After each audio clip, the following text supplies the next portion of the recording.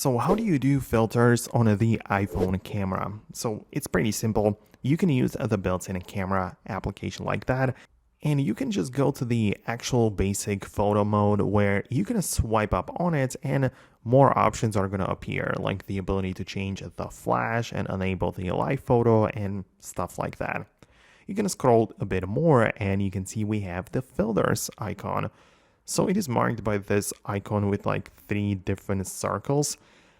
And you can change it to, right now it's set at original, but you can change it to something like vivid. And we have also the vivid warm, cool, dramatic, and like so many other options. Not that many actually, but you can apply those filters and capture photos with this being applied. So it is possible to set it up that way.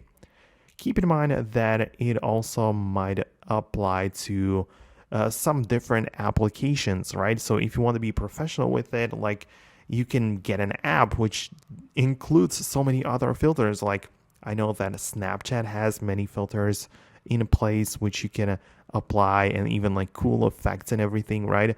So you can do that. Instagram, the same thing. And of course, some other apps as well.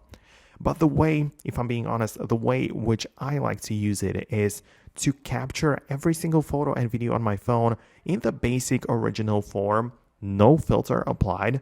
And then when I edit my videos for some projects or edit photos for social media, then I like to change the filters and the colors, right? So if I'm editing a video, I'm going to start using the CapCut video editor where I can change the color, apply filters, and make it look exactly the way that I want.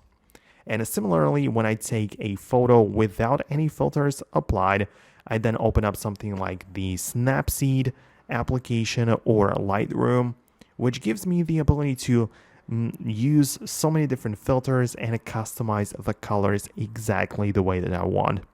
So yeah, this is a bit more of a professional approach. Capture everything in the original form and then apply the filters and changes later. So let me know what you think below. Most definitely subscribe for more tutorials and guides like this one. But I'm going to wrap up the video. Thanks a lot for watching and I'll catch you later.